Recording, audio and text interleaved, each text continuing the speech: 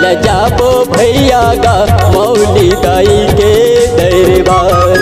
चल जाबो भैया गा मौली दाई के दरबार। चल जाबो भैया गा मौली दाई के दरबार।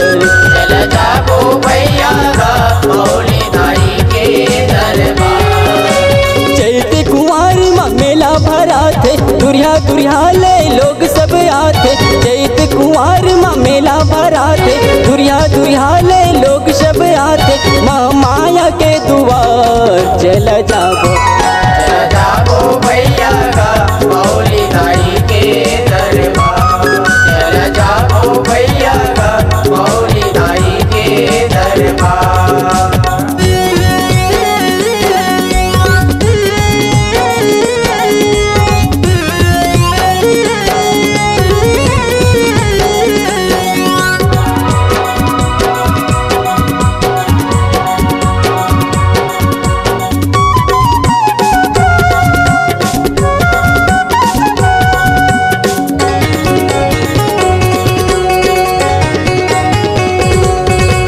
मंदिर सुंदर अंगना सुघर बड़ मन भावन आवेगा।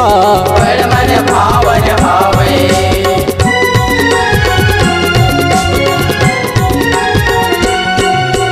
मंदिर सुघर अंगना सुघर बड़ मन भावन आवेगा।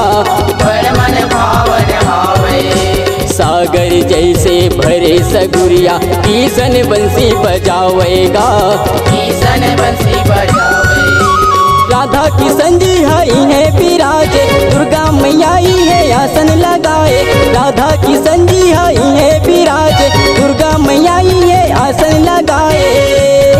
कभी लागेगा बैकुंठ धाम चल जाबो।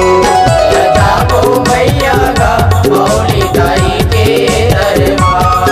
चल जाबो भैया गा मौली दाई के दरबार।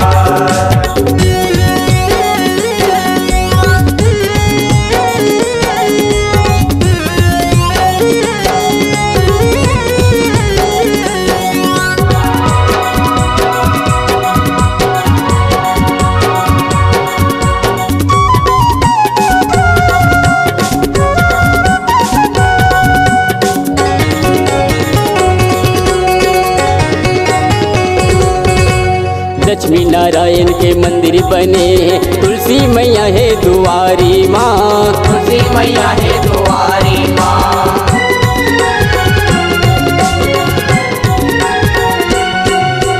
लक्ष्मी नारायण के मंदिर बने हैं, तुलसी मैया है दुआरी माँ। तुलसी मैया है दुआरी माँ। नंदी पहला संग शिव शंकर विराजे, बैठे हावे कर्मदाई ना। बैठे हावे कर्मदाई ना। महर महर फुलवारी माँ महावे, देवता धामी सभी है बैठे हावे। महर महर फुलवारी माँ महावे, देवता धामी सभी है बैठे हावे। कर महिमा हावेगा महान चल जाबो। चल जाबो भैया गा मौली दाई के दरबार। चल जाबो भैया गा मौली दाई के दरबार। चैत कुंवर माँ मेला भरा थे, दुरिया दुरिया ले लोग सब आते। चैत कुंवर माँ मेला भरा थे, दुरिया दुरिया ले लोग सब आते। माँ माया के दुआर चल जाबो। चल जाबो भैया गा मौली दाई के दरबार। चल जाबो भैया गा मौली दाई के दरबार।